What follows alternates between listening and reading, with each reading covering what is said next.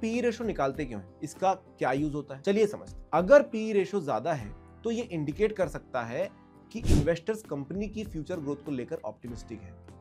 Investors मान रहे हैं कि कंपनी फ्यूचर में अच्छी ग्रोथ दिखाएगी, इसीलिए वो उसके शेयर्स के लिए ज्यादा पैसे देने को तैयार है। लेकिन ये भी हो सकता है कि स्टॉक ओवर वैल्यूड हो, इसलिए पीई रेशो के साथ साथ कंपनी के दूसरे फाइनेंशियल इंडिकेटर्स को भी कंसिडर करना चाहिए। अगर पी रेशो कम है, लो पी रेशो का एक कंक्लूजन हो सकता है कि स्टॉक अंडर वैल्यूड है, यानी उसका करंट मार्केट प्राइस उसकी रियल वैल्यू से कम है, जो इन्वेस्टर्स के लिए एक अच्छा इन्वेस्टमेंट अपॉर्चुनिटी हो सकता है। लेकिन यह भी हो सकता है कि कंपनी की ग्रोथ स्लो है, इसलिए इन्वेस्टर्स उसके शेयर्स के लिए कम पैसे दे रहे हैं। यह रेशो सिर्फ एक इंडिकेटर है और इन्वेस्टिंग डिसीजंस लेने से पहले और भी चीजें कंसीडर करना जरूरी होती है, जैसे कंपनी का बिजनेस मॉडल, ग्रोथ प्रोस्पेक्ट्स और इंडस्ट्री ट्रेंड्स। म्यूचुअल फंड निवेश बाजार के जोखिमों के अधीन हैं।